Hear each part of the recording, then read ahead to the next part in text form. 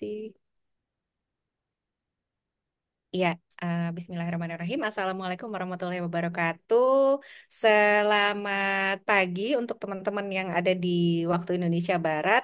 Selamat sore menjelang malam ya ini ya untuk Dokter Tiara. Atau saya biasanya panggilnya Tiara karena kami kawan lama sebenarnya ini ya. Jadi di sana udah jam berapa Mantan sekarang ibu ya? kos, Mantan ibu mantan ibu kos kos. ya bener. Jam 6 ya kalau nggak salah ya. Jam 7 6, jam kan jam ya 6 dari ini. tempat saya. Oke, jam 6. Oke, ini terima kasih banyak loh sudah mau berlelah-lelah ini di hari kerja. Harusnya bisa santai jam segini ya. Tapi kemudian sudah berkenan nih untuk berbagi untuk cluster riset Organizational Transformation, People and Society yang bernaung di Fakultas Ekonomi dan Bisnis Universitas Indonesia, khususnya Departemen Manajemen ya. Eh, Perkenalkan nama saya Kanti Pertiwi, saya dosen dan peneliti di FEB UI dan apa namanya hari ini itu saya senang banget karena eh, apa namanya bisa mengangkat satu topik yang menurut saya sangat menarik ya dari perspektif saya yang latar belakangnya sebetulnya training saya lebih banyak di kualitatif gitu. Tapi kan mau tidak mau ketika kita misalnya mereview satu topik ya, mereview literatur itu kita pasti akan ketemu juga gitu ya apa namanya literatur dari metodologi yang kuantitatif gitu kan dan saya sebetulnya pengen belajar kemudian gimana kita tetap bisa mendapatkan insight gitu kan dan juga secara kritis ya membaca laporan ya atau temuan ya findings gitu ya yang dihasilkan dari studi kuantitatif gitu. Kalau dari perspektif kami di CPS mungkin seperti itu ya karena memang di kelas riset kami ini sedikit cerita ya ke Tiara ya. Memang kita termasuk yang konsisten gitu ya memberikan materi-materi terkait metodologi kualitatif gitu karena kami melihat di FEBUI masih kurang gitu ya apa namanya pengetahuan pemahaman mengenai hal ini. Sementara kalau kuantitatif tuh sudah jauh lebih banyak lah gitu ya yang menguasai, yang menjadi pakar dan seterusnya gitu. Nah, eh, eh, sekalian breaking gitu ya. Kita mau mengangkat topik apa ya? Dikit fresh kali ya. Apa ya waktu itu ya? Kalau dari Tiara apa ya waktu itu ya? Kayaknya waktu itu eh saya yang nyari inspirasi, Mbak. Apa kira-kira kok untuk tipu-tipu data seperti apa bentuknya? Terus posting di Instagram kan? Oh gitu. Terus Mbak Gimana Mbak kok Kanti bisa malah tiba-tiba bilang, kepikiran nih saya pengen ngebahas tentang cara mentipu-tipu data. Apakah ada background nih pasti kan ada background story-nya dulu. oh iya waktu itu sama sih sebetulnya sharing-sharing ke orang, ke teman-teman yang bukan dari public health, bukan kuantitatif researcher untuk Oke. apa namanya, ya sama sih menjelaskan bahwa sebenarnya banyak grafik yang lucu-lucu atau berita yang lucu-lucu yang Yang misleading gitu eh, ya. yang misleading dan emang sekedar untuk clickbait doang gitu kan. Apalagi Oke. waktu COVID kan kita juga banyak ngelihat yang gegap gempita padahal salah atau nggak benar gitu ya. Terus jadi Hmm. waktu itu ada sharing session juga yang lebih kecil Hmm. ke teman-teman aja. Terus rencananya mau nambah-nambahin bahan. Kira-kira apalagi mekanisme tipu-tipu yang bisa kita berbagi gitu kan supaya Oke, oke. Jadi ini mungkin sangat dekat dengan ada satu tradisi yang saya amati juga sedang berkembang gitu ya, namanya critical quantitative studies. Pernah ketemu nggak? Jadi apa namanya waktu itu di salah satu webinar kami juga pernah membahas itu. Jadi ada tuh memang satu stream of research gitu ya dari teman-teman kuantitatif yang pengen melihat nih perspektif kritisnya seperti apa gitu ya kalau kita bicara desain kuantitatif atau membaca temuan riset kuantitatif. Oke, itu sedikit background ya teman-teman. Tadi ada yang reply nih. Saya juga merasa sangat kurang pemahaman untuk melakukan. Oh, oke. Kalau gitu pantau terus Instagram kita. Nah, ini dosen sekarang kerjaannya juga ikut minta follow ya, cari followers ya luar biasa ya. Kita hidup di era medsos dan under neoliberalism ini ya. Kita setiap hari harus mempromosikan sesuatu. Oke, tanpa berpanjang kata, saya mau membacakan sedikit nih biografi singkatnya Dr. Tiara, kemudian nanti Tiara akan melanjutkan ya dengan paparan untuk membuka diskusi kita gitu ya sore ini. Tiara adalah peneliti sistem kesehatan dan saat ini bekerja sebagai dosen kesehatan global ya, Global Health di Nosal Institute for Global Health, the University of Melbourne. Fokus penelitiannya adalah tentang pemerataan kesehatan dan pembiayaan kesehatan dalam pemberian layanan kesehatan ibu dan anak. Tiara menyelesaikan pendidikan dokternya dari Universitas Gajah Mada dan gelar master dan doktor di bidang kesehatan masyarakat dari Universitas Melbourne. Gitu ya, oke. Selebihnya nanti mungkin Tiara bisa cerita sendiri ya pengalaman-pengalamannya dan sambil apa namanya membuka diskusi kita dengan paparannya. Silakan Tiara. Terima kasih. Siap. Mungkin ini sedikit, sedikit background juga ya kenapa saya kenal sama Mbak Kanti yang luar biasa ini. Ini beliau dulu tahun 2009 bersedia menampung saya di extra roomnya selama 2 minggu. Waktu baru mulai master, jadi ya kita udah kenal lama dan kebetulan sama-sama orang Minang, jadi ya alhamdulillah gitu. Ter- Oke, mungkin sebelum kita mulai nih, saya mau kalau terlalu cemen dan banyak yang lebih jago nanti bisa didiskusikan juga ini. Misalnya ada teman saya dan co-author dari paper yang keren-kerennya ada kayaknya India yang luar biasa jago Wah, statistiknya. seneng banget nih Jadi kita kalau ya. nanti Mbak Ada Tanya mau tamu-tamu dari UGM nih berarti.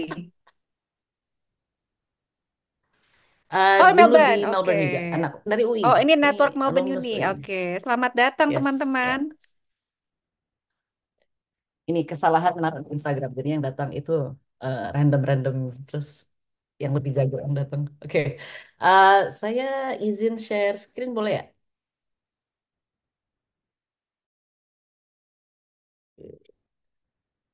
Ini udah kelihatan belum ya, Mbak Kanti? Sudah. Oke, jadinya nih sesuai judul yang di request dari ibu dosen kita, How to Lie with Statistics, gimana caranya kita tipu-tipu, tapi juga untuk mengetahui gimana caranya membaca supaya tidak tertipu gitu ya. Jadi ya critical um, thinking kalau kita melihat berita atau melihat data atau melihat grafik atau apapun ya. Em, mungkin sedikit dulu soal saya karena mungkin ada apa banyak juga ini siapa yang mau ngasih omongan kenapa diundang gitu kan. Sebenarnya itu cuman karena berdasarkan pertemanan saja. Tapi eh, jadinya dulu saya jadi dokter umum terus karena takut membahayakan pasien saya pindah ke kesehatan masyarakat. Jadi kita membahayakan policy atau kebijakan gitu kan. Terus jadi ya setelah lulus 2008, lulus MPH-nya 2011, terus kerja hustling, research, consulting di salah satu pusat penelitian di Universitas Gadjah Mada di Fakultas Kedokteran.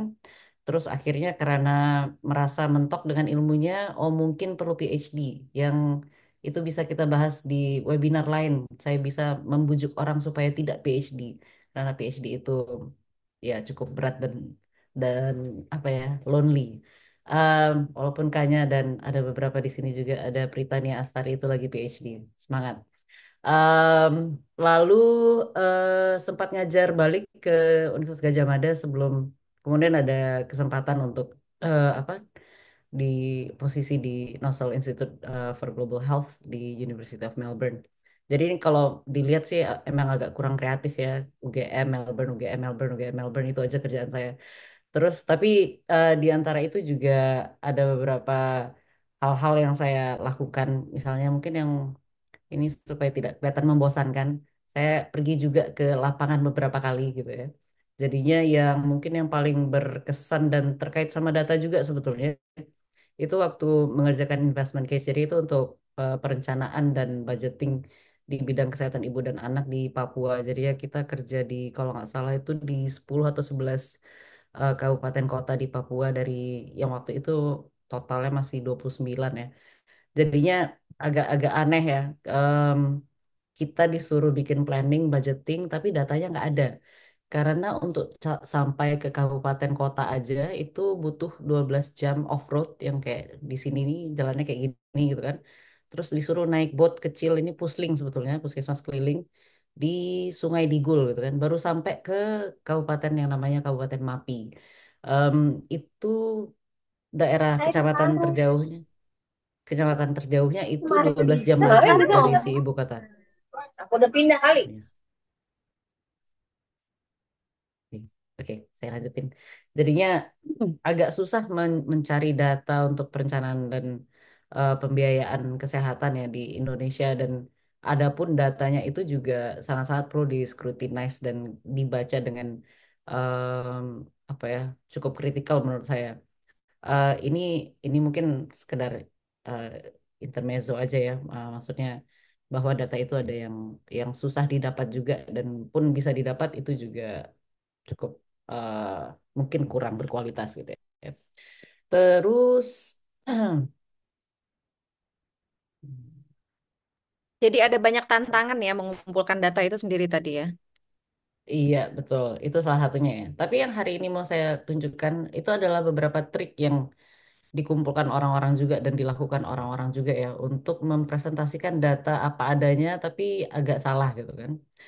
Jadi yang pertama itu mungkin soal sample size dan authority ya. Jadinya misalnya yang trik pertama gitu kan, itu sample size yang kecil dan juga penulis yang mungkin bukan serta-merta jadi orang yang bisa kita percaya sebetulnya di bidang itu ya. Ini misalnya beneran ada jurnal di internet, ada publikasi di International Journal of Infectious Disease yang sebenarnya nggak jelek-jelek banget tapi nggak juga bagus walaupun di di di apa namanya publikasinya oleh Elsevier gitu kan yang mereka bilang changing molecular epidemiology of HIV in the Philippines gitu ya. Cuman dari sini kelihatan bahwa sampel size-nya itu lumayan kecil. Jadinya cuma 81 pasien yang dimasukkan dan kemudian mereka mengambil konklusi itu untuk seluruh Filipina gitu ya. Jadinya eh, ada cara juga untuk bilang oh berubah secara epidemiologi padahal sampel size-nya cuma 81. Yang perlu diperhatikan juga prevalensi HIV/AIDS di Filipina itu sebenarnya cukup tinggi. Jadinya jelas si 81 ini tidak representatif em, untuk seluruh populasi Filipina. Dan ini sering dilakukan juga termasuk untuk banyak hal lainnya nanti kita lihat juga. Terus yang kedua itu trik yang mana data yang mau dipresentasikan atau ditunjukkan supaya agak-agak bombastis gitu ya. Ini juga data dari salah satu publikasi ya. Maksudnya sorry dari news. Jadinya ada berita di koran gitu kan. Selama 5 bulan pertama gitu ya, jumlah pasien HIV di Indonesia itu sudah 5 kali lipat meningkatnya gitu kan. Dari 200 jadi 1.000 gitu kan. Padahal karena pasien HIV itu ya kadang-kadang tertangkap di bulan-bulan tertentu, kadang-kadang mereka nggak datang, kadang-kadang em, apa pasiennya nggak datang sama sekali gitu kan. Jadinya memang naik turun sepanjang tahun gitu loh. Jadi bisa dilihat data sebenarnya itu 205 di Januari, 400-an di Februari, 800 dan kemudian angkanya cukup fluktuatif. Tapi kalau kita ambil dari yang paling rendah di Januari mungkin orang nggak datang gitu ya sampai dengan Mei, eh, memang kelihatannya seolah-olah jadi 5 kali lipat lebih tinggi gitu kan. Ini saja yang diberitakan untuk menggembar-gemborkan bahwa data HIV itu banyak gitu. Padahal sepanjang tahun sebenarnya mungkin rata-ratanya ya sekitar 600-700 pasien baru per bulan. Yang mana mungkin tidak terlalu besar dibandingkan dengan prevalensi HIV/AIDS di Indonesia misalnya gitu. Jadi ya tergantung angka mana yang mau dipilih. Padahal saya juga bisa milih Mei dengan Juni gitu kan. Angka pasien baru HIV turun hampir setengah gitu kan.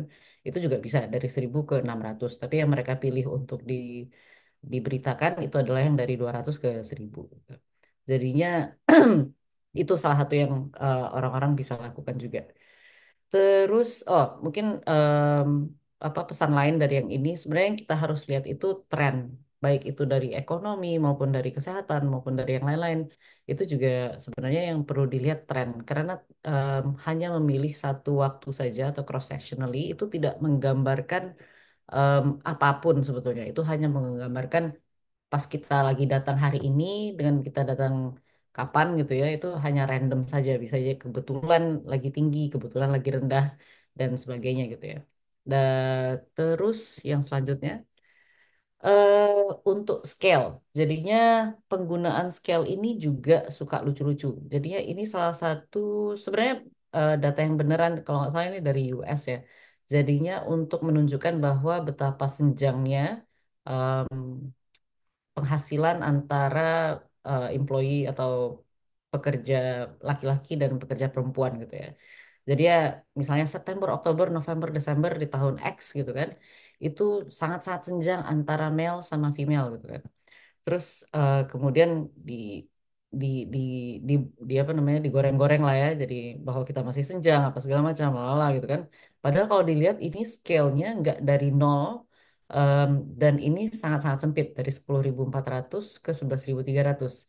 Kalau kita analisis ulang dan kita taruh di scale yang tepat, harusnya kelihatannya itu seperti ini. Memang masih lebih rendah yang pekerja perempuan daripada laki-laki, tapi nggak sejauh atau tidak se ekstrim ini perbedaannya gitu ya.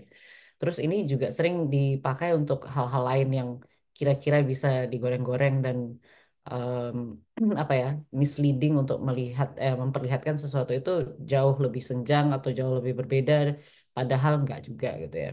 Ini bukannya saya bilang kita nggak ada kesenjangan pemasukan ya, tapi harusnya datanya seperti ini secara kuantitatif. Terus, nah ini juga ada yang namanya kalau di penelitian-penelitian itu bias sampling. Jadinya siapa yang kita kumpulkan, dari siapa kita kumpulkan data-data tertentu gitu ya. Jadi ya ini ditanyain berapa orang yang tidak bisa hidup tanpa internet gitu kan. Seolah-olah bahkan di semua negara itu 50% ke atas atau 60% ke atas itu nggak bisa hidup tanpa internet gitu kan. Jadinya mungkin bisa dimisleading sebagai orang jadi ketergantungan atau apapun lah gitu ya. Padahal si polling ini di dikumpulkan dari online poll. Jadinya ya wajar aja orang-orang yang mengisi online poll ya orang-orang yang sedang pakai internet, dan kalau ditanyain bisa hidup tanpa internet mungkin mereka bilang nggak bisa gitu kan. Jadi ya kalau kalau mau benar-benar ya ditanyain aja orang-orang, jangan online poll, supaya kita bisa lebih representatif terhadap populasi yang mau kita lihat gitu ya. Nah ini ada banyak juga yang dilakukan, misalnya termasuk survei marketing gitu kan, atau survei apapun lah ya, sengaja datang ke pasar terus ditanyain apa yang jelas-jelas itu sudah bias mensampel orangnya, padahal kita maunya sebetulnya untuk menunjukkan populasi secara general ya, berarti yang harus ditangkap adalah populasi secara general. Dan kalau di study design berarti kita juga harus memikirkan um, jenis-jenis populasi yang harus kita kumpulkan itu dari kelompok mana saja gitu kan. Terus yang kelima itu ini mungkin malas aja sebetulnya ya. Jadi ya dari Pandemic Talks ini eh, diberitahu oleh kolega saya juga untuk apa salah satu ide ini adalah ya udah nggak usah dicek aja data sumber data aslinya gitu kan. Jadi ya Pak Hasto ini walaupun beliau dosen saya dulu, jadi yang sekarang jadi kepala BKKBN itu menyebutkan perzinahan usia 15 sampai 19 tahun di Indonesia itu meningkat gitu kan. Jadinya dia bilang gini, dari SDKI itu 50% responden menyebut melakukannya pada usia 15-19 tahun di antara mereka yang belum menikah ya. Jadi ya makanya disebut berzina gitu kan. Terus jadi ya sama Pandemic Talks, entah kenapa ini yang diangkat gitu ya. Nggak tahu juga apa hubungannya sama pandemi gitu ya. Dia bilang dari standar diagnosis keperawatan Indonesia (SDKI), dan ini dikutip lah apa yang disebutkan oleh Kepala BKKBN ini gitu kan. Terus padahal satu ada beberapa hal yang salah di sini. Satu, em, SDKI yang disebutkan itu bukan standar diagnosis keperawatan Indonesia, tapi itu adalah survei demografi dan kesehatan Indonesia, bukan standar diagnosis keperawatan Indonesia, karena standar diagnosis keperawatan Indonesia nggak akan memuat data seperti itu juga gitu kan, namanya juga standar diagnosis keperawatan Indonesia ya, berarti gimana cara mendiagnosis orang gitu kan sebagai perawat ya. Terus itu satu, jadi ya Pandemic Talks nih agak aneh juga kan. Em, udah jelas-jelas dia tidak tahu sebetulnya sumber datanya apa, dia sebut aja si SDK itu apa yang dia tahu gitu ya. Terus kalau kita lihat datanya beneran, ini data SDKI 2017 dan data SDKI 2007 ya. Ini dari dari laporannya masing-masing itu ya. Em, Kalau dilihat dari sini sih yang 15 sampai 19 tahun itu melakukan hubungan seksual ini di antara mereka yang belum menikah nggak ada nyampe 50%. Jadinya ini 3,6% di pria dan di perempuan itu 0,9% gitu kan. Totalnya pun ya sekitar 7,6% lah gitu ya untuk pria dan 1,5 untuk wanita. Apakah itu meningkat dari yang dulu? Sedikit iya, cuman nggak banyak-banyak banget. Misalnya kalau kita lihat yang 2007 itu 6,4 dari yang laki-laki yang belum pernah menikah yang kemudian bilang dia udah melakukan hubungan seksual dibandingkan dengan 7,6. Jadinya itu ada 1,2% peningkatan gitu kan. Yang mungkin kalau kita kalau kita punya confidence intervalnya atau em, apa ya secara statistik mungkin nggak signifikan juga gitu loh 1,2% ini gitu. Beda sekali sama pemberitaan ini gitu kan. 50% sudah berzina itu salah gitu kan. Meningkat ya nggak meningkat sih, cuman nggak banget-banget juga sebetulnya gitu. Dari dalam dari kurun waktu 10 tahun itu gitu. Terus yang terakhir nah, ini sebenarnya trik-trik matematika juga ya. Jadi ya, mungkin saya cerita dulu ya. Jadi ya, kalau di Amerika itu kan ada yang namanya opioid epidemic, di mana semua orang itu yang apa? Bukan semua orang, banyak pasien yang kemudian diberikan preskripsi atau resep untuk obat-obatan penghilang nyeri yang berdasarkan dari opioid. Jadi ya narkotika yang dikelompokkan ke obat-obatan yang narkotika. Nah, dalam kurun waktu 20-30 tahun terakhir di Amerika, karena overprescription, orang-orang ini jadi sangat-sangat ketergantungan. Jadi ya kalau kita lihat di film-film lah ya, di eh, apa referensi saya banyak yang pop pop culture soalnya gitu kan.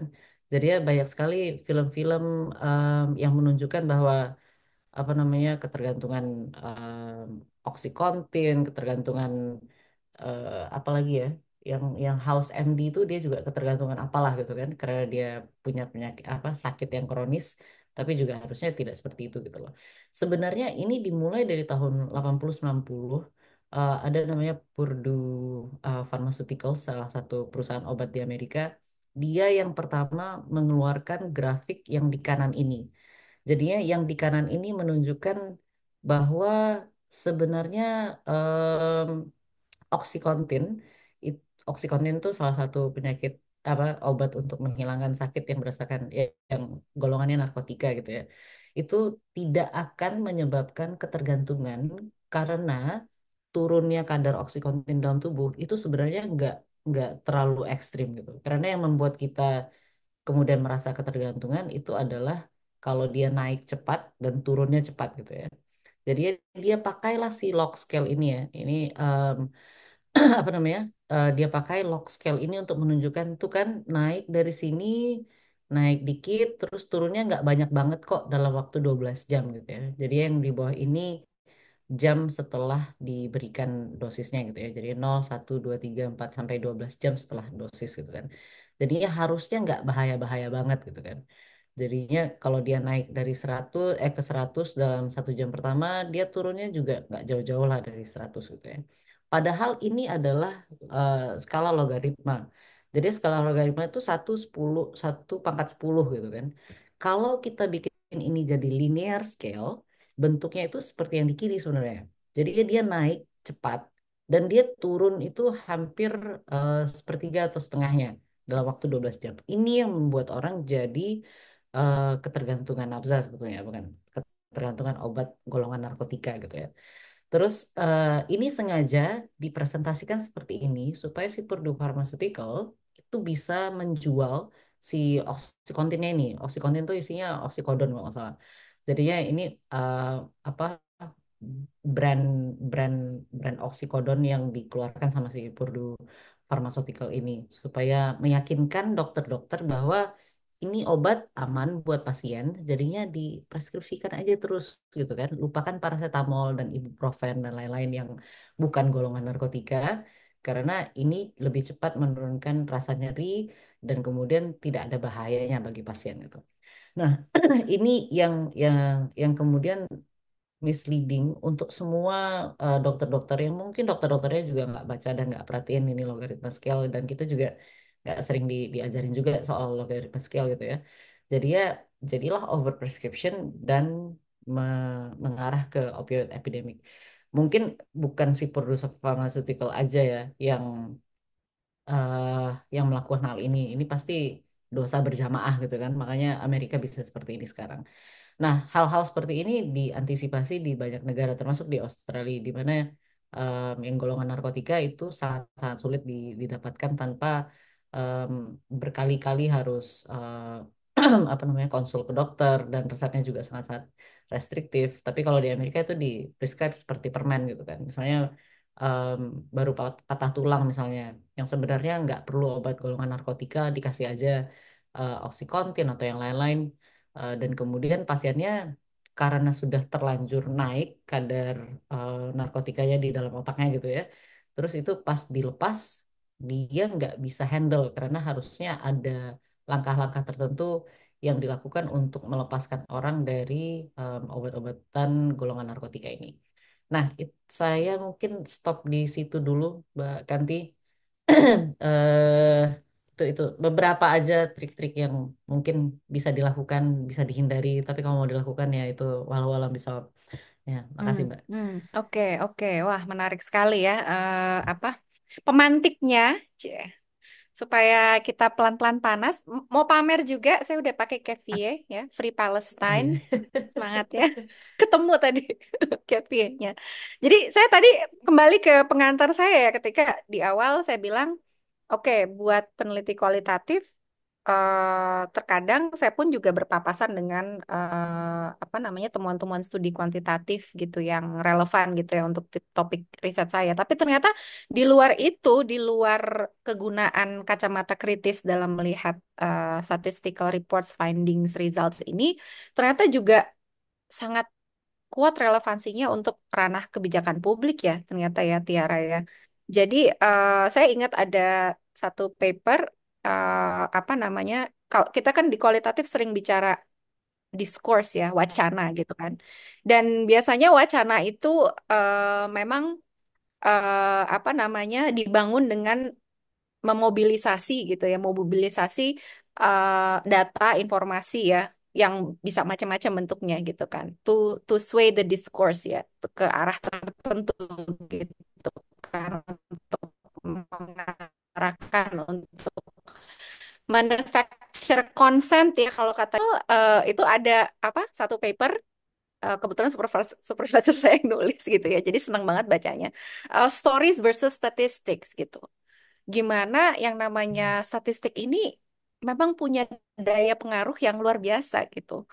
Jadi buat orang-orang yang pemahaman statistiknya jongkok seperti saya gitu ya, ini langsung buka kartu aja nih ya. Kalau misalnya nggak bisa kritis gitu ya, apa namanya akan sulit gitu ya, dan akan mudah tadi terpersuade gitu ya, bisa dengan mudah dipengaruhi, diyakinkan dan lain sebagainya gitu, sesuai dengan kepentingannya orang yang eh, kemudian mempublish data atau laporan atau angka-angka tertentu itu tadi seperti dicontohkan oleh Tiara ya. Jadi ini memang relevansinya sangat kuat ini untuk kebijakan publik gitu. Terima kasih. Eh, kita mau buka langsung komentar. Ada yang mau komentar dulu? Tadi saya udah duluan ya komentar ya. Silakan teman-teman yang lain mungkin mau refleksi juga gitu ya. Selama ini mungkin menemukan data statistik dan juga punya observasi yang sama, atau mungkin mau bertanya lebih dalam, lebih lanjut tentang isu kebijakan kesehatan misalnya ya. Boleh juga. Sebentar Atau ada nih yang ada pernah yang sengaja pakai baru statistik join. gitu kan, untuk mengarahkan narasi tadi. Oh ya, ya, boleh juga itu. Supaya apa hasilnya sesuai dengan pesanan pembimbing gitu ya, supaya cepet lulus gitu ya, misalnya yang lagi nyelesain skripsi gitu ya atau tesis, gimana nih biar signifikan gitu ya. Itu tadi ada nggak contohnya tuh gimana biar temuannya signifikan dan Oh, lain itu sih sebagainya? gampang, dihilangkan aja yang negatif finding. Oke. Di, di drop aja respondennya, Mbak. Di drop aja ya. Lebih gampang itu ya. Nggak perlu ngutak-ngatik grafik tadi ya. Seperti yang dicontohkan yang log versus linear itu tadi ya. Silahkan. Ada yang mau ini dulu?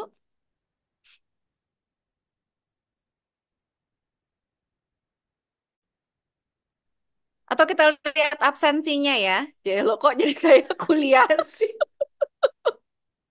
Ya kayaknya yang nomor satu ini yang nama depannya dari huruf A ini. Mbak Ari ini kayaknya nih. Oh kasihan Mbak Ari ditodong. Gimana Mbak Iya, Ari? Kalau di akuntansi gimana Mbak Ari diajarinnya? eh iya kita ada beberapa pendekatan sih, tapi memang tadi yang kayak kayak kata Bu Tiara memang ada juga yang eh, secara statistik kita apa pragmatis aja gitu. Memang, cuman saya penasaran ini Bu kalau boleh mau nanya, gimana caranya kita tahu ya kalau misalnya kita baca paper gitu, kita tahu oh ini hasilnya ini nggak oke nih statistiknya dipilih gitu misalnya dengan yang enggak yang emang bener gitu. Oke, Iya, gimana tuh? Apa mungkin tipsnya? tipsnya ya. Biasanya yang pertama dilihat itu yang tabel deskriptifnya sih. Ngelihat sebaran datanya ya. Misalnya kalau kita survei orang gitu ya, itu umurnya tuh representatif nggak untuk topik yang sedang diteliti gitu. Kalau misalnya dia skewed atau condong ke arah tertentu gitu kan, mungkin dia nggak representatif. Atau ada misalnya ada kelompok intervensi, non intervensi, itu bisa diperbandingkan atau enggak gitu kan. Dan kadang-kadang ada paper yang nggak masukin deskriptifnya mungkin karena mereka tahu deskriptifnya pun mencurigakan gitu. Jadi ya langsung dikasih yang canggih-canggih, yang aneh-aneh, yang orang nggak ngerti juga gitu kan. Terus apa ini odds ratio-nya 10 gitu kan. Jadi ya kalau apa ya apa menerima intervensi ini 10 kali lipat lebih kaya misalnya gitu kan. Padahal mungkin orang-orang yang di survei itu nggak nggak nggak bisa diperbandingkan. Tapi jadi ya kalau menurut saya sih lihat tabel deskriptif itu sangat-sangat membantu. Yang kedua itu lihat metodologinya. Jadi ya, dan ini sayangnya memang kita harus ada tahu-taunya dikit ya soal soal study design, soal sampling, soal apa segala macam gitu kan untuk bisa ada dasar apa namanya mengkritisi ini study desainnya masuk akal nggak, apa namanya analisis statistik yang dipakai itu make sense atau enggak. Jadi ya dulu waktu kuliah S2 mungkin goal saya cuman supaya bisa baca paper nggak ditipu kali ya. Bukan bukan mimpi bisa bikin paper sih, tapi supaya bisa baca paper aja gitu kan. Terus jadi itu kenapa mungkin penting juga untuk apa ya ngambil yang basic-basic EPID atau basic-basic biostat gitu ya. Kalau mungkin kalau di ekonomi ada econometrics gitu kan. Terus ya dan saya rasa applicable juga buat yang kualitatif ya. Eh, apa pas kita baca paper ini kan ini mencurigakan atau nggak mencurigakan. Misalnya ada respondennya apa ya? Nggak tahu juga ya saya nggak tahunya kualitatif nggak bisa ngasih contoh mungkin yang orang-orang kuali di sini seperti Mbak Kanti dan ini ada Pritania Astari juga ini orang-orang kuali mungkin bisa kasih contoh juga. Oke, tapi tadi menarik ya. Tanya dulu Mbak Ari, udah terjawab belum Mbak Ari? Tadi ada tips-tipsnya tuh ya. Iya, iya bukan udah. Cukup Tapi mau ya. nanya lagi kalau boleh Iya nanti ya. boleh boleh lanjut lanjut. Habis itu kita lompat ke kolom chat nih. Ada dua pertanyaan. Oh, iya. Em, jadi, Mbak Ari dulu. Mm. ya, makasih Bu Kanti. Ini Bu Tiara. Jadi kalau di akuntansi itu kan ada kecenderungan kita meneliti data tertentu gitu ya. Misalnya kayak biasanya kita tuh selalu bentuknya skala gitu. Jadi kayak penelitian saya tuh CO2 gitu, CO2 ekuivalen itu selalu diskalakan dengan sales gitu misalnya. Nah, kemarin waktu saya kan nambahin CO2e-nya aja gitu. Nah, kemudian itu dipertanyakan gitu apa sama dosen saya gitu kayak kenapa kok nggak diskalakan? Nah, tapi ternyata setelah ditambah dengan data itu justru ada insight yang baru kayak gitu. Jadi biasnya itu saya ngerasa kayak biasnya itu ada di apa ya kultur apa semacam pola penelitian di akuntansinya itu sendiri gitu. Gimana ya kayak ngatasinnya itu dia. Oke, ada pola Gimana ya, penelitian Pak? di akuntansi. Hmm. Hmm, gimana ya, Mbak Kanti? Ya, bisa dijelasin lagi nggak, Mbak Ari? Biar Tiara juga kebayang gitu ya. Jadi yang mau dicari jawabannya apa nih, gitu kan? Pertanyaannya apa? Kemudian data yang Oh, dipakai. Mm-mm. eh, jadi biasanya kita kalau di akuntansi kan selalu datanya itu dalam skala, jadi dalam rasio gitu maksudnya. Nah, kemudian misalnya kita mau lihat sustainability performance itu kita pakai CO2 per sales. Injurinya selalu rate CO2 gitu. per sales. Wow, oke. Ya, Ya. gitu. Eh, Kemudian kita nggak biasa pakai data-data eh, yang raw gitu, yang misalnya CO2-nya aja. Nah, Hmm, jadi oke. kita apa di akuntansi itu selalu selalu kecenderungannya kayak gitu gitu, pakai yang datanya tuh berupa rasio. Eh, tapi sebenarnya setelah di run yang pakai data yang nggak rasio itu sebenarnya ada insight-insight penting yang eh, yang yang penting untuk dibahas gitu. Tapi Hmm, eh, itu akan dipertanyakan gitu, kenapa kok kita tuh pakai data yang nggak rasio gitu. I Nah, karena see. Karena ya, karena ada disciplinary convention ini gitu ya. Biasanya iya, kayak iya, gini iya. gitu ya. Nah, kok Biasanya kayak Tiara gitu. pernah nggak menemukan hal yang mirip dengan itu? Mungkin ini CO2 ini maksudnya karbon dioksida gitu. Iya, karbon dioksida Butiar. Oh iya iya iya. Menurut saya itu tergantung apa kebutuhannya ya.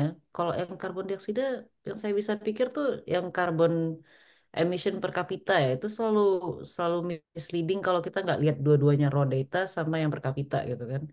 Misalnya em, Indonesia gitu ya. Indonesia sama Australia gitu kan. Si Australia ini kan selalu membangga-banggakan karbon emisinya itu kalau yang raw itu selalu lebih bagus daripada Indonesia gitu kan. Em, karena mereka nggak pakai coal apa segala macam walaupun coalnya diekspor gitu ya. Terus tapi kalau kita lihat per kapita kan jadinya mereka jelek banget gitu kan. Kita ya iya wajar kita Hmm. besar gitu. Tapi dibagi 270 juta dibandingkan dengan 40 juta em, apa namanya tetap aja Australia lebih jelek. Tapi juga kebutuhannya kemudian yang mana yang mau diintervensi duluan kan? Indonesia yang orangnya banyak atau dan dan karbon emisinya secara absolut lebih besar dibandingkan Australia yang karbon emisinya emang lebih kecil karena orangnya lebih lebih dikit dan mereka mungkin lebih efisien di beberapa hal gitu ya. Jadi ya mungkin ini tidak terlalu menjawab ya karena saya nggak paham akuntansi ya. Jadi ya tergantung fokus intervensinya di mana mungkin. Hmm, hmm, Kalau si hmm, CO2 per apa tadi itu gitu kan, itu menjadi benchmark untuk yang lain boleh. Tapi kalau cuman di apa namanya mungkin untuk mengintervensi perusahaan itu sendiri mungkin raw data itu bisa cerita lebih banyak gitu kan dan sama seperti perbandingan-perbandingan ini kan begitu kita perkan dengan apapun GDP per kapita atau out of pocket spending per kapita kayak apa kayak gitu kan itu jadi seolah kecil padahal pas kita lihat dia sebagai raw data itu lebih bombastis dan jauh lebih justifiable untuk diintervensi misalnya gitu mungkin ya. hmm. Oke, itu menarik banget ya, karena kelihatan kemudian role-nya peneliti itu sangat dominan di situ ya. Dia mau mengintervensi apa gitu kan? Kritiknya mau diletakkan di mana gitu kan? Dengan kata lain Betul. gitu kan ya. And Iya, it's a choice jadinya gitu kan, bukan sesuatu yang betul. berada di ruang hampa dan apa objektif dan netral dan akan berlaku di segala ruang dan waktu gitu ya. Tuh, itu lagi-lagi itu narasi dan konteks kan. Mm-mm, Mungkin saya mm-mm, bisa cerita satu lagi tuh soal yang tadi ya out of pocket spending. Jadi ya, out of pocket spending itu artinya berapa biaya kesehatan yang keluar dari dompet kita sendiri, nggak di cover sama asuransi, nggak di cover sama subsidi lain gitu ya. Itu di Indonesia kalau per kapita itu selalu lebih rendah kan si out of pocket spendingnya dibandingkan dengan Thailand, Amerika, apa segala macam gitu ya, apalagi Amerika ya. Terus kita bangga gitu kan, oh enggak kok out of pocket spending kita tuh kecil sebetulnya gitu kan. Bukan karena JKN-nya bagus atau BPJS-nya bagus, tapi ada banyak orang yang sama sekali nggak bisa mengakses layanan kesehatan. Jadinya nol kan out of pocket spending. Padahal dia nggak sehat dan meninggal di rumah gitu loh. Itu ekstrimnya Hmm. gitu kan. Tapi kalau kita cuman benchmarking berdasarkan out of pocket spending per kapita, itu seolah ya nggak ada lagi tugasnya negara gitu kan. Toh kita Hmm. orang-orang kita tuh nggak jadi miskin gara-gara berobat gitu loh. Padahal orang kita itu nggak berobat karena miskin, bukan sebaliknya gitu kan. Ya, ya, Jadi ya ya, itu ya. itu tergantung lensa mana yang mau dipakai juga gitu kan. Ya, oke. Baik.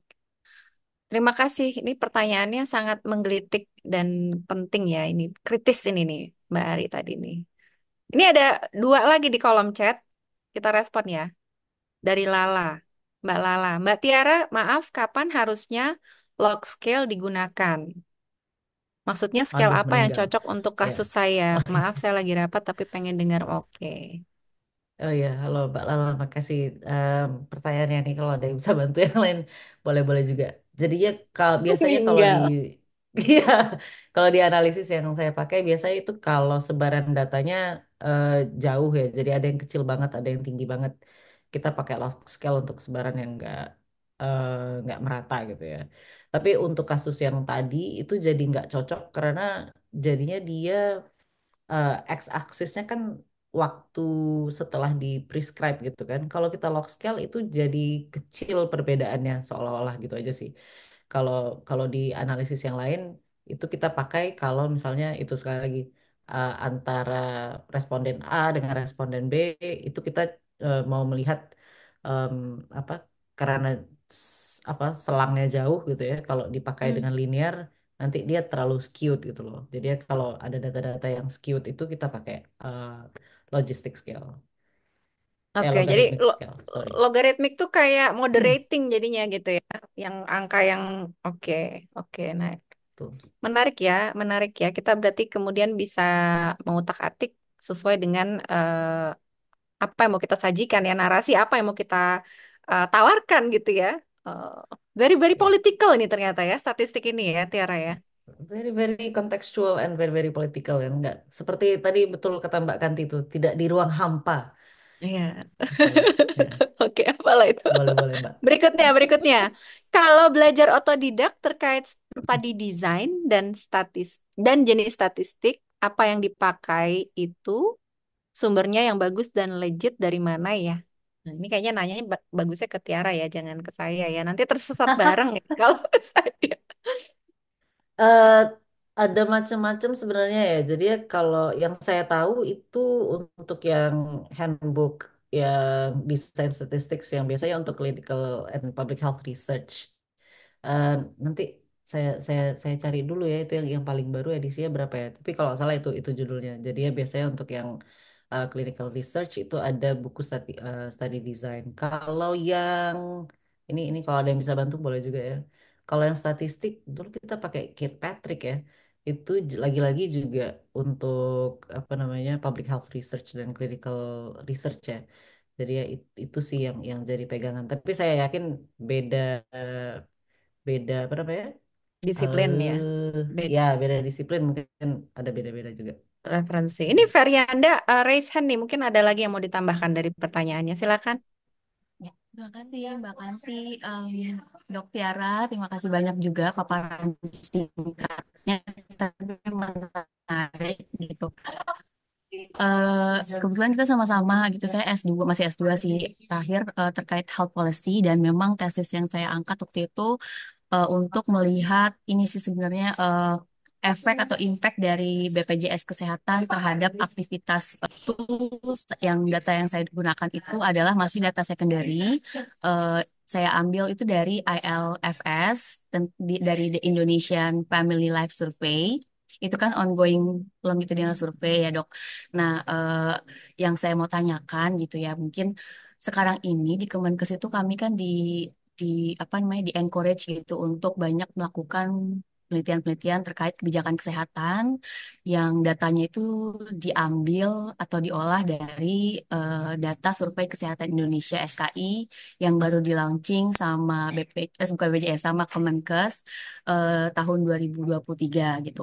Nah, yang saya mau tanya tuh trennya kalau di luar negeri, terutama kan dokter kan sekarang lecturer ya di University of Melbourne, itu tren untuk melakukan penelitian dengan secondary data tuh gimana sih gitu pandangannya gitu. Kira-kira masih oke nggak sih datanya itu penting nggak untuk kita ketahui gitu hasil penelitiannya dari data-data secondary tersebut. Dan mungkin ada ini nggak sih dok? Mungkin saya juga sebenarnya pengen menghitung tadi ya out of pocket yang dikeluarkan oleh orang disabilitas fisik untuk dapat layanan disabilitas itu berapa? Saya pengen tahu juga. Cuman saya terkendala nggak taunya gini cara ngolah data statistiknya dari mana ya? Kalau dari secondary. Terus kalau misalnya pakai primary data, kira-kira data apa ya yang perlu saya ambil gitu. Jadi mungkin mohon sharingnya kali dok, mungkin yang sejauh Dokter Tiara tahu gitu. Mungkin terima Oh kasih. iya. Kasih Mbak Ferianda di Kemenkes berarti di BKPK gitu. Saya di Poltekkes Kemenkes Jakarta 1. Oh, Dosen oke juga oke. dok, tapi memang kemarin kita disuruh gitu dosen-dosen Poltekkes nih perbanyaklah penelitian kebijakan kesehatan, sedangkan kita nggak dikasih senjata juga gitu biar biar Hmm. bagus kan ngelakuin penelitiannya kayak gimana gitu, masih belajar otodidak dok gitu. Oh iya iya. S2-nya di mana, Makasih. Mbak Ferianda? Di Yonsei dok, Korea Selatan. Oh, oke oke. Eh, jadi ada beberapa pertanyaan ya, sumber data, apa yang bisa dianalisis, terus cara menganalisisnya gitu ya. Cara Ya, belajar menganalisis ya. dan tren itu dok kalau di Kalau luar negeri kalau dok. saya, Aturan di luar negeri juga. oh ya, Eh, eh. tren di luar negeri ya. Jadinya mungkin rule of thumb yang pertama itu garbage in, garbage out gitu kan. Kalau mau pakai data sekunder itu ya datanya harus berkualitas gitu ya. Saya sama Kanya Anindya yang ada di ruangan ini juga kita ada beberapa paper kalau nggak salah dari FLS. Cuman FLS yang terbaru kan baru 2014 ya, yang 2021 kan masih ongoing dan belum dipublish sama Surveymatter ya. Jadi ya itu juga perlu perlu dievaluasi apakah yang seberapa banyak pertanyaan yang masih relevan untuk dijawab kalau kita pakai FLS 2014 gitu kan. Mungkin ada, mungkin nggak banyak juga gitu. Terus yang kedua itu sebenarnya yang lagi digembar-gemborkan saat ini dan termasuk yang sering dilakukan di luar negeri itu sebenarnya pakai data rutin. Jadinya RHIS, jadi Routine Health Information System, itu yang harusnya kita perkuat supaya kita bisa memonitor data kesehatan apapun yang dibandingkan kita ber rely on data-data survei yang sebenarnya per 5 tahun atau FLS per 7 tahun gitu ya. Um, Susenas mungkin tiap tahun, tapi yang modul kesehatan Susenas itu tiap 3 tahun. Jadi ya modul kesehatan Susenas itu yang ada out of pocket spendingnya yang sayangnya tidak selalu dilakukan setiap tahun gitu loh. Terus tapi untuk menjawab yang tadi itu juga kalau di Australia itu mereka besar basis data rutinnya yang cukup berkualitas baik itu dari pasien ataupun dari fasilitas kesehatan. Jadi mereka bisa melihat trennya seperti apa hampir real time gitu ya untuk melihat apakah ada peningkatan mental health, illness gitu ya atau disabilitas meningkat atau siapa yang lebih banyak mengakses Centerlink yang Centerlink itu semacam bansosnya mereka lah gitu ya. Terus itu yang perlu diperkuat menurut saya. Terus untuk yang analisis data, nah ini agak susah ya menjawabnya soalnya saya sendiri tidak pandai belajar otodidak. Jadi kalau nggak ada yang ngajarin itu jadi dodol gitu loh. Ini yang ada yang ngajarin aja masih dodol menurut saya. Terus beda lagi-lagi saya akan menyebut nama Kanya Anindya karena beliau itu sangat-sangat otodidak dan sekarang lagi PhD di Gothenburg. Em, itu emang otak statistik gitu ya dan saya tidak saya di diberikan otak setengah statistik mungkin jadinya tapi kalau misalnya mau ngobrol-ngobrol lagi Mbak Ferianda itu boleh juga mungkin ada analisis-analisis yang kita bisa lakukan bareng nanti saya berikan email saya di sini. Nah, em, ya mungkin mungkin itu dulu supaya tidak kepanjangan Mbak. Oke, Ya, wah luar makasih biasa banyak. nih. Jadi nyambung apa? Ada koneksi baru nih jadinya ya, network baru nih jadinya ya. Ya. Terima kasih Mbak Ferianda. Makasih Oke, dok, makasih mbak. ya Dokter Tiara, terima kasih banyak. Ada lagi Mbak Mas, Ibu Bapak.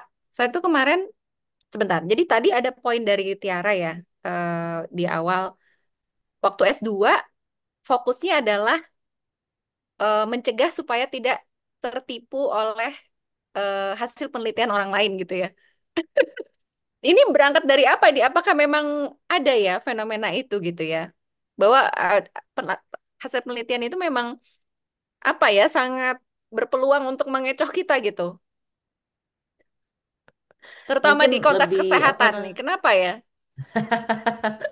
Ya mungkin saya anaknya curigaan aja sih Mbak Kanti jadi ya kayak oh nih harus hati-hati ya. Tapi seingat saya dulu waktu S1 itu kan ada disuruh bikin kayak telaah-telaah jurnal gitu ya.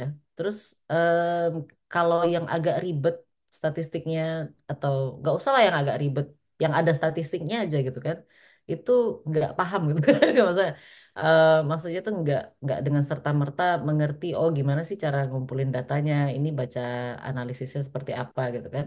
Waktu kemudian belajar S2 itu baru lebih oh ternyata gunanya itu at least untuk lebih memahami si jurnal ini kalau misalnya apa ada yang nggak oke study desainnya berarti jurnalnya publikasinya nggak usah dibaca aja gitu kan karena itu juga yang kita suka suka keliru waktu saya jadi mahasiswa ya rasanya ya. Em, ada beberapa publikasi yang sebenarnya kurang berkualitas tapi dibaca gitu kan karena nggak tahu untuk menilai kualitas nggak berkualitas itu ternyata perlu dasar juga gitu loh jadi ya rasa-rasanya setelah belajar dikit-dikit pas S2 itu at least lebih kritikal untuk tahu oh ini publikasi yang cukup oke, representatif atau ya udah nggak usah dibaca aja gitu kan. Walaupun jurnal manapun Hmm. yang saya baca itu seperti obat tidur. Begitu baca jurnal langsung bobo. Oke, jadi itu poin penting ya. Berarti garbage in, garbage out bukan cuma untuk data, tapi juga publikasi ya. Publikasi orang sebelumnya gitu ya. Kita harus teliti banget ya. Kalau memang nggak representatif atau ada banyak problem di dalamnya, maka kita harus bisa memutuskan, oke saya nggak mau pakai gitu ya ini ya. Karena ya itu tadi mungkin ada yang bermasalah. Oke, berikutnya ada Mas Zulfikar ini, silahkan. Mas atau Bang nih. Ya. Bang Zulfikar kali ya. Silakan. Selamat siang Mbak Tiara. Nah ini juga pemakai AFLS nih waktu lagi Sorry. MPH di Unimel. Halo Mas. Ah, oke. Ini Eh, keluarga besar Unimap juga ya. Ya, ya. Salam kenal. jadi Mbak Tiara itu supervisor, ya co-supervisor saya dan Mbak Kanya co-supervisor. Sangat berjasa buat saya. Makasih Mbak Tiara. Ya, izin. Sebenarnya gini, kebetulan saya kan di Kemenkes sekarang ya. Tadi menarik sekali terkait dengan gimana statistik itu kalau di kami yang pasti sering kebawa ke politik gitu ya.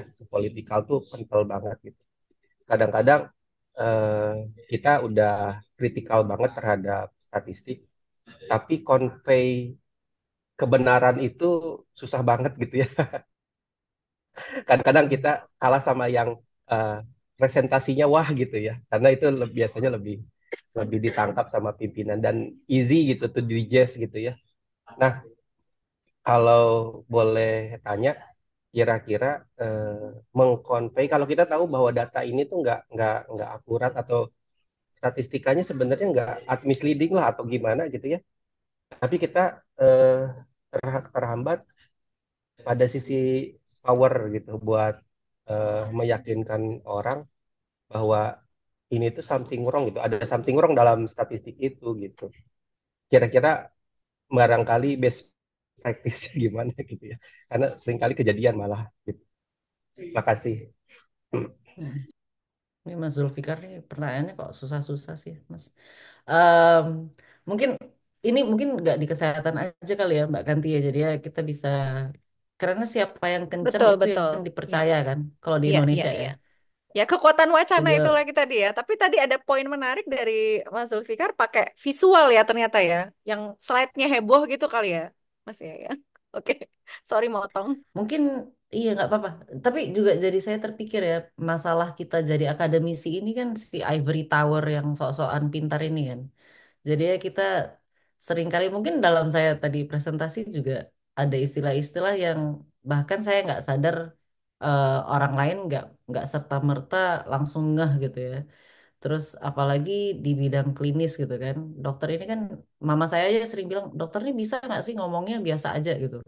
Kayak nggak semua orang tuh ngerti gitu loh pas dibilang Panadol kayak apa kayak gitu kan, osteoartritis kayak gitu kan, bilang aja nyeri sendi gitu. Terus misalnya seperti itu ya. Terus jadinya mungkin refleksi juga satu yang bikin kita kalah selain visual kita nggak menarik ya, dosen juga kadang-kadang nggak menarik ya Mbak Ganti ya visualnya, slide-nya itu aja gitu kan, terus nggak ada apa-apanya gitu ya. Terus yang kedua juga kita tidak membahasakannya dengan layperson language. Jadi ya kalau kalau di banyak praktik itu Apa kan itu layperson tuh kan? dijelas. Pakai Nah ya istilah itu dia. ya kan? Nah itulah, itu dia kan. Nah jadinya ya jadinya istilah yang sangat-sangat umum yang orang langsung ngeh Orang gitu kan. awam ya. Orang awam Untuk orang langsung ngeh. awam ya. Orang orang dari background manapun ya, karena em, apa namanya? Mungkin ada yang jago soal ekonomi tapi nggak ngerti soal yang lain gitu kan, politik ya apa kayak gitu kan. Terus itu mungkin yang kemudian si buzzer-buzzer ini atau yang clickbait itu gampang karena mereka cuman perlu bikin apa satu line aja gitu ya, atau membayar Raffi Ahmad bilang apa gitu kan. Terus dan itu yang sebenarnya ada yang bagusnya dilakukan juga oleh Kemenkes ya menurut saya waktu COVID kan. Kita mulai pakai buzzer-buzzer juga, seleb-selebgram yang untuk mempromosikan vaksin misalnya gitu kan, dia cuma bilang saya sudah divaksin gitu kan, nggak perlu ada evidence sebetulnya, nggak perlu ada evidence vaksin tuh gunanya apa gitu kan. Itu jadi ya mungkin membahasakan yang bisa orang terima, dan kadang-kadang evidence nanti aja dikubur aja di dalam footnote yang kecil-kecil itu gitu kan, kalau orang nanya baru kita kasih gitu kan. Tapi ya ini em, apa ya, cuman refleksi aja sih, karena ya itulah dosen juga kan, if you cannot do you teach ya. Aduh, kena tampol bertubi-tubi nih dosen hari ini kayaknya ya. Oke, baik. Masih ada lagi. Tadi slide-nya emang udah nggak ada tambahan ya dari Tiara ya? Ya ada Mbak, udah segitu aja Mbak. Oke, pemanasannya udah selesai. Cukup panas sih tadi ya. Responnya cukup banyak tadi. Ada Risma, satu lagi Mbak Risma silakan. Ya. Oh sorry Mbak Kanti, ini Mbak Kanya sudah memberikan pengalaman Oh, bekerja di chat otodidak ya? free Oh, course mau ya. dibaca dulu. Iya. Mungkin Mungkin untuk Mbak Ferianda dan lain-lain yang tertarik, saya pernah ikut course-course online Variance, lumayan membantu, kasih dasar-dasar statistik modeling. Cie. IG-nya Variance Hmm, underscore ID. varian. Nah, Oh, gitu. I see. Terima kasih nih informasinya buat yang membutuhkan ya, bisa langsung meluncur ke sana. Oke. Tadi yang raise hand, menjadi lupa kan? Mbak Iya, Risma Risma bukan kalau sih? nggak salah. Ya, Iya, silakan. ya sebelumnya selamat sore. Saya sebenarnya join Zoom-nya karena saya ngefans sama Bu Kanti. Eh, Baru belajar banyak, terutama kenalnya kan di Twitter sama di Instagram ya. Eh, dan saya juga baru belajar banyak terkait masalah-masalah sosial, terkait Palestina juga sebenarnya. Jadi salah satu hal positif menurut saya adalah saya jadi belajar lebih empati pada saat membahas data, pada saat jadi dosen atau pada saat meneliti, kurang lebih kayak gitu. Dan ternyata bonusnya, ini bonus banget sih. Saya baru sadar kalau ternyata Dokter Tiara ini satu bidang ilmu sama saya, dok. Saya dosen public health juga, tapi dari Unsri. Kebetulan ini tahun pertama saya ngajar global health. Jadi apa bonusnya double, triple gitu ya. Yang sangat menarik itu sebenarnya tadi juga terkait dengan bahasan dari rekan sebelumnya bahwa eh, yang kebanyakan memanipulasi data untuk kepentingan ini arahnya malah politis gitu. Jadi kebetulan karena eh, keluarga kami banyak yang dokter, jadi sebenarnya dari zaman kuliah S1 pun banyak sekali diceritakan masalah bagaimana menggunakan data itu diarahkan untuk suatu apa ya agenda-agenda pribadi. Contohnya misalnya beberapa 10 tahun yang lalu, ini udah lama pokoknya pas zaman saya masih kuliah S1 artinya 15 tahunan yang lalu. Orang tua saya pernah cerita di salah satu rapat organisasi nasional gitu, salah satu bidang ilmu tertentu. Kalau aku nggak usah bilang bidang ilmu tertentu, kalau aku udah sebut topiknya langsung ketahuan ya. Kira-kira terkait angka kematian ibu ya. Jadi pada saat itu ada program tertentu yang mau mengarahkan pemberian dana pada daerah di Jawa Barat gitu. Jadi PowerPoint-nya dibikin sedemikian rupa seolah-olah bahwa angka kematian ibu itu paling tingginya di Jawa Barat. Pada saat sebenarnya kan sedunia ini kan sama ya, harusnya kan pembandingnya itu pakai rasio per 100.000 kelahiran hidup gitu. Tapi di PowerPoint-nya itu disetting sedemikian rupa sehingga angkanya itu angka absolut. Jadi seolah-olah Jawa Barat salah satu yang paling tinggi gitu. Dengan tujuan adalah supaya bisa dapat grant internasional tersebut. Ya, itu jadi saya dari zaman kuliah S1 sudah kayak, oh gitu ya ternyata ya gitu. Dan ternyata pada saat mulai kuliah S2, kebetulan saya di manajemen rumah sakit dan sempat kerja di rumah sakit, terutama pada saat era BPJS itu kerasa banget apa namanya eh, terpapar apa inacibiji biji segala macam, terus potensi fraud. Dan pada saat sudah jadi dosen tuh sudut pandangnya kan berubah 180 derajat gitu ya. Jadi karena saya pernah kerja di rumah sakit, saya pribadi tidak mau meneliti menggunakan data primer rumah sakit. Simpelnya kayak gitu. Terutama yang bekerja sama dengan BPJS Kesehatan. Itu salah satu respon saya terkait narasinya Dokter Tiara adalah itu garbage in, garbage out. Saya nggak mau menggunakan data untuk menganalisis sesuatu secara klinis pada saat mayoritas datanya itu menggunakan ada indikasi untuk upcoding demi mendapatkan klaim yang lebih tinggi gitu. Mungkin tadi karena salah satu yang bertanya tadi kan dari akuntansi gitu. Jadi Bu Ari mungkin agak nyambung juga upcoding klaim itu terkait dengan pembiayaan lebih tinggi untuk pembayaran asuransi. Dan itu sebenarnya kan sudah praktek lazim yang tahu sama tahu tapi tidak pernah dibahas secara terbuka. Jadi saya pribadi sebagai peneliti dan sebagai mantan orang manajemen rumah sakit tidak mau menggunakan data itu sebagai data primer. Itu sih salah satu yang bikin saya cenderung hati-hati. Terus juga selama COVID yang biasanya menggunakan data untuk kepentingan pribadi kan biasanya buzzer ya. Kayak misalnya mereka menggunakan apa namanya salah satu penelitian ini salah satu yang lucu banget. Nggak lucu sih sebenarnya nyebelin tapi ya begitulah. Eh, jadi ketemu satu artikel yang sebenarnya artikel itu bahkan bukan in vitro. Pokoknya benar-benar penelitian dasar banget lah. Tiba-tiba disimpulkan oleh salah satu buzzernya menyatakan bahwa wah kopi bisa mencegah COVID. Jadi dia biar kelihatan kayak artikel apa kayak apa namanya kayak pembahasan itu ilmiah banget dia masukin artikelnya. Tapi ya kemungkinan kan mayoritas orang Indonesia mungkin nggak mayoritas ya sebagian orang Indonesia kan kalau ada link nggak dibuka ya. Jadi cuma dibilang bahwa kopi itu bisa mencegah COVID gitu kan. Terus diklik terus langsung itu 1.000 berapa gitu kan retweetnya. Terus besoknya ada berita di portal segala macam yang menyatakan bahwa kopi minum kopi bisa mencegah COVID. Padahal ternyata itu hanya penelitian pendahuluan banget bahkan belum masuk ya boro-boro clinical trial lah ya. Masih di tikus pun enggak gitu. Pokoknya sangat sangat sangat dangkal sekali. Terus juga pernah mungkin teman-teman pernah dengar yang bilang bahwa kortikosteroid bisa menyembuhkan COVID. Pada saat ternyata artikelnya tidak seperti demikian. Artikelnya itu salah satu penelitian yang juga tidak terlalu dalam sebenarnya kan, yang menyatakan bahwa kortikosteroid itu bisa memperpendek masa rawat pada pasien sedang berat gejalanya. Aku masih ingat sampai sekarang karena sebel banget kita apa yang nyebarin hoaxnya gampang banget kita yang mau klarifikasi hoax itu harus satu persatu perlahan-lahan. Jadi memang dampaknya berat sekali. Jadi sebenarnya saya sangat senang sekali Dokter Tiara bikin topik seperti ini supaya orang lebih aware bahwa bahkan dengan penelitian yang sangat harmless sekalipun, kalau yang menggunakannya ada niat tidak baik, itu potensinya sangat-sangat bahaya. Mungkin itu aja. Terima kasih banyak. Salam kenal buat Bu Kanti sama Dokter Tiara. Ya, wah. Silakan ditanggapi dulu, Mbak Dokter Saya Tiara. mau menanggapi Mbak Kanti ini emang fansnya banyak sih. Apa sih? Enggak. Jadi tadi itu poin penting banget loh ya. Jadi dari Ya. berbagai disiplin ilmu nih sama-sama ya punya kegelisahan ya berarti ya bagaimana kemudian statistik digunakan. Di kesehatan memang begitu ya, Dan merisaukan ya.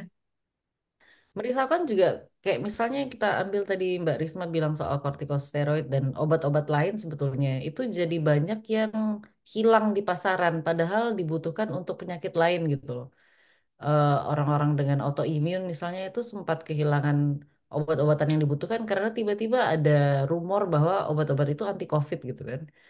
Terus dari segi ekonomi juga orang-orang berebutan beli waktu itu Bear Brand ya, Bear Brand sama gelang-gelangan kalung apa itu Iya, kan, betul itu betul kan iya. itu kan resource yang harusnya bisa digunakan untuk barang lain tapi malah hilang untuk hal-hal yang tidak penting ya. Em, tapi juga mungkin melanjut apa tadi ke Mas Zulfikar tadi kan, Saya rasa di bidang kesehatan yang kita kurang itu juga risk communication sama community engagement ya.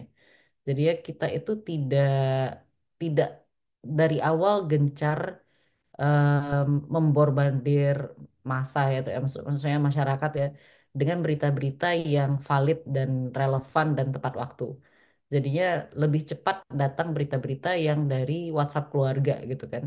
Pada dan di awal-awal itu nggak banyak kita lihat di apa namanya di TVRI, di SCTV, RCTI apa segala macam em, pesan-pesan kesehatan masyarakat yang terus-terusan diulang-ulang gitu loh. Karena kan semua yang diulang-ulang itu yang membantu orang, oh ya oke, mulai aware, mulai aware, mulai aware, mudah-mudahan behavior change gitu kan kalau bisa gitu ya. Tapi ya agak lambat di awal jadi ya udah telat dan betul sekali setiap ada rumor itu butuh 10-20 kali effort untuk memberantas rumor atau nggak bisa sama sekali gitu kan. Jadi ya begitu kita telat itu langsung langsung mati. Yang agak bagus contohnya itu dari Taiwan sebetulnya. Mereka tiap tahun itu ada pelatihan penanganan pandemi, termasuk untuk masyarakatnya. Jadinya tiap tahun itu ada drill untuk kalau misalnya tiba-tiba ada outbreak atau pandemi. Jadinya termasuk apa yang harus dilakukan, apa yang nggak boleh dilakukan, jangan panik apa segala macam gitu ya. Tapi itu diulang tiap tahun gitu loh, karena mereka belajar dari SARS kan, SARS yang kayak flu burung apa segala macam itu di tahun-tahun sebelumnya mereka juga kena. Jadi ya pas mereka kena COVID, kita semua kena COVID, itu di Taiwan orang tenang-tenang aja. Oh ya udah tunggu aja apa yang kata pemerintah bilang gitu loh. Jadi udah ada source yang terpercaya dan bukan pergi ke Instagram atau ke WhatsApp keluarga untuk mencari informasi gitu loh. Itu yang harusnya dari pemerintah juga secara aktif ini di pandemic preparation ya. Em, yang perlu kita engage masyarakatnya itu dalam bentuk-bentuk ya komunikasi informasi inilah gitu. Oke. Kalau di Australia sendiri praktiknya seperti apa berkaitan dengan isu-isu seperti ini ya? Gimana kemudian apa ya kebijakan kesehatan itu diwarnai oknum-oknum gitu ya yang nggak bertanggung jawab gitu ya? Terjadi juga nggak sih? Banyak yang agak agak tipu-tipu bukan tipu-tipu lah ya. Itu sebenarnya di pharmaceutical company sama insurance sebetulnya. Jadinya ada Jadi kemarin ada korporasi ya juga yang ini ya korporasi langsung tapi me, me, apa ya mengomandani, memotori gitu ya? ya ya Oke. mungkin kalau di level masyarakat untuk hal-hal yang lebih basic itu mereka sudah lebih aware ya dan lebih terpapar gitu kan. Jadi ya sedikit lebih kritis dibandingkan kita-kita yang masih gegap gempita gitu kan. Tapi juga mungkin nggak di COVID ya, tapi di layanan kesehatannya itu masih banyak misalnya private insurance company yang menjual seolah-olah ini dibutuhkan padahal nggak juga. Medicare tuh cukup gitu kan. Terus tapi adalah lobby-lobby ke pemerintah, lobby-lobby ke Senat, apa segala macam untuk bilang bahwa oh nggak semua orang harus top up private insurance gitu kan. Karena soal data menunjukkan A, B, C, D gitu. Lagi-lagi data yang dipakai padahal nggak seperti itu yang sebenarnya gitu loh. Terus mekanismenya untuk memagari itu apa yang dimiliki oleh Australia? Maksudnya, apakah Hmm. akademisi bisa ya kemudian mendedikasikan perhatiannya, waktunya untuk memagari gitu ya, supaya nggak pharmaceutical industry ini nggak kemudian begitu dominan gitu ya, mempengaruhi kebijakan kesehatan. Itu sangat-sangat susah dan ini levelnya lebih ke makro ya sebetulnya ya. Karena siapa kuat-kuatan kan. Kalau pemerintahnya aja udah di lobby ya sebenarnya lama-lama sistem-sistem kesehatan yang nggak ngapa-ngapain yang tidak menginvestasikan uang dengan cukup itu akan runtuh juga gara-gara intervensi dari private ini. Kelihatan waktu kita di NHS misalnya yang National Health sistemnya untuk UK ya yang sekarang lagi berdarah-darah gitu kan kalau mungkin ada yang ngikutin itu dokter-dokter di UK pada berhenti perawatnya Demo berhenti karena ya perawatnya demo turun ke nah jalan ya. Sebenarnya topik itu kritis sebenarnya yang it- perlu juga nih di Hah? Indonesia ya, nakes ya, kesejahteraan nakes nih.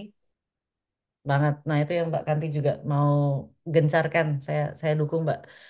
Tapi itu intinya sebenarnya mereka lobby parlemen Inggris untuk tidak menaruh cukup duit ke NHS supaya private provider itu bisa lebih jaya di Inggris. Itu yang terjadi selama eh, tahun terakhir, terutama dengan pemerintah mereka yang right wing ya. Jadinya sebenarnya itu bukan karena any change jelek, tapi karena lobby private untuk mengcut funding gitu loh. Tapi ini mungkin agak agak digressing ya, tapi banyaklah yang terjadi yang kita harus aware sebetulnya.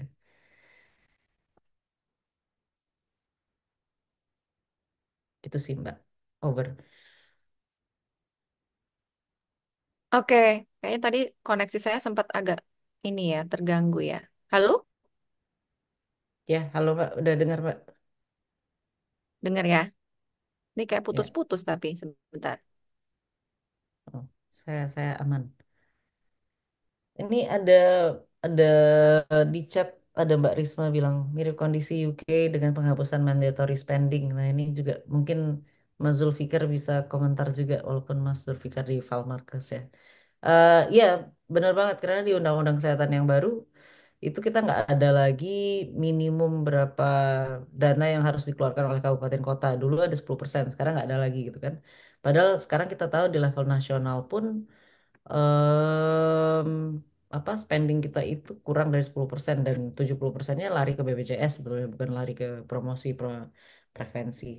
Tapi ya ini mungkin sedikit digressing dari isu-isu yang lainnya.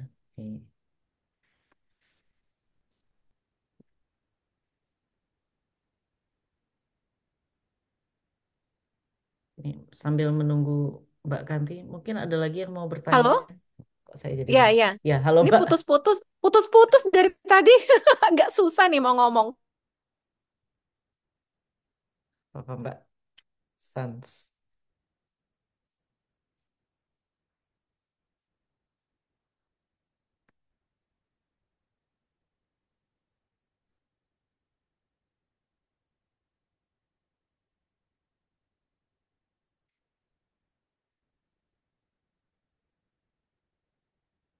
Oh, ada lagi dari Mbak Lala. Ceritakan Lonely PhD seperti apa? Oh, yang mengumpulkan niat untuk lanjut S3. Oh, halo Mbak Lala, orang awak juga. Apa kabar Mbak? Em, ini ada yang keberatan nggak kalau saya ngomong aja nih menunggu Mbak Kanti?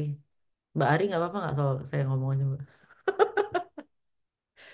Atau Mbak Curin? Mbak Curin ada opini Mbak sebagai komiti?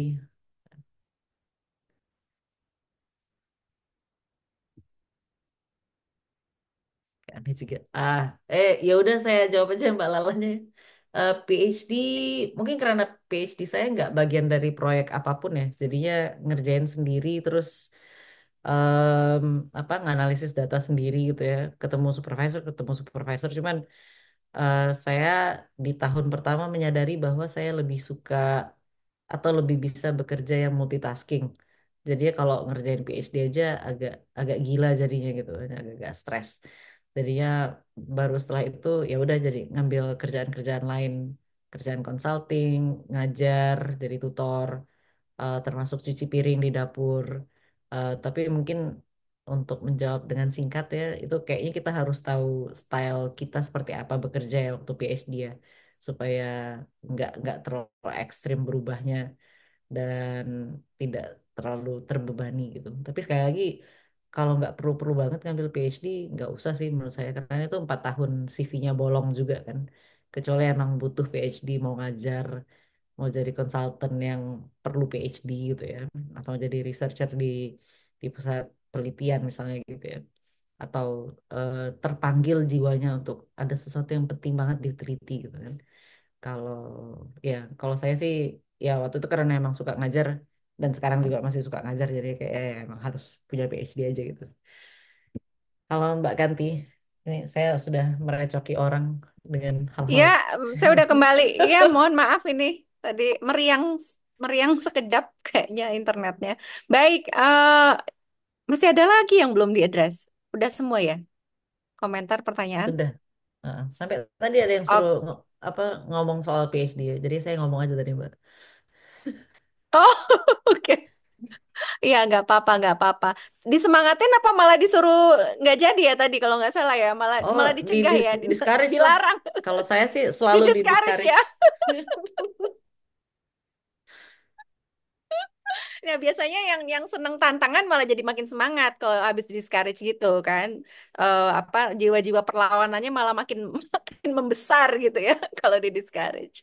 Oke, kalau gitu kita tutup ya, teman-teman ya. Terima kasih banyak ini semua insight-nya ya, ngobrol-ngobrolnya, ilmunya, sharingnya juga teman-teman tadi yang sudah bertanya, yang memberikan komentar juga eh sangat bermanfaat ya. Mudah-mudahan nanti ada sesi lanjutannya karena saya pengen menggali lebih lanjut tadi tentang kesejahteraan nakes gitu ya. Kelihatannya kalau kita mau riset kesejahteraan nakes, data secondary-nya ada nggak sih?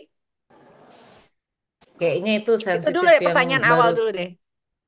yang baru kejadian juga ada kasus em, meninggal di Undip kan ya karena overwork dan Iya, compounded sama overwork. Iya. mental health illness. Cuman ya itu Ya, menarik yang juga sih yang Mbak rutin Kanti dan naik di medsos itu ini PPDS ya, curhatannya teman-teman PPDS. ya kayaknya Ya, data primer oh dan data karena primer yuk Mbak Bu Kanti Kanti. Nanti bisa. dan karena Mbak Kanti Oh, nggak oke. dari FK itu mungkin lebih mudah Mbak Kanti. Kalau Mbak Kanti dari FK mungkin lebih Kenapa? segan. Karena kan Outsider itu ya, malah karena FK itu kan feodal banget ya. Jadi ya nggak banyak pasti yang internal FK berani neliti soal FK. Jadi ya mau saya mengangkat dukung Mbak itu. Kanti. Waduh, waduh. Nanti saya siap-siap dicariin buzzer tapi ya nanti. Seperti biasa. Baik, terima kasih banyak sekali lagi. Kita tutup ya teman-teman. Terima kasih saya sampaikan untuk dokter Tiara. Ini dokter dan dokter juga ya. Tadi double harusnya manggilnya ya. Mudah-mudahan tidak kapok diajak ngobrol-ngobrol di berbagi insight di apa kelas riset kami di Departemen Manajemen Fakultas Ekonomi dan Bisnis Universitas Indonesia. Lancar semua agendanya di Melbourne Uni ya. Ada pesan terakhir dari Dokter Tiara Oh, nggak sebagai ada Mbak. penutup? Terima kasih banyak sudah berbagi ilmu juga. Nanti kalau ada lagi boleh-boleh Pak. Hehe. Ya, perlu ada follow up ya. Silakan teman-teman nanti berkunjung ke Instagramnya CWPS kalau ada request ya materi berikutnya. Kayaknya bisa nih dibikin sesi lanjutan ya dari topik ini. Karena saya ngelihat isu ini relevan untuk kesehatan, untuk ekonomi, akuntansi ya tadi ya. Kemudian kita belum bahas apa klaim-klaim yang ada di disiplin ilmu psikologi. Saya juga suka gelisah yang ngelihatnya ya. Bicara soal kerja otak yang apa gender itu ya, otak laki-laki, otak perempuan itu juga tuh. Kalau dari sisi riset tuh gimana ya? Itu juga bisa tuh kita ulik-ulik gitu ya. Dan ada banyak isu lainnya yang punya implikasi untuk kemaslahatan publik ya sebetulnya ya. Terima kasih, saya tutup. Assalamualaikum warahmatullahi wabarakatuh. Salam 24 jam semuanya, sehat-sehat. Terima kasih Curin. Terima kasih semua. Thank you.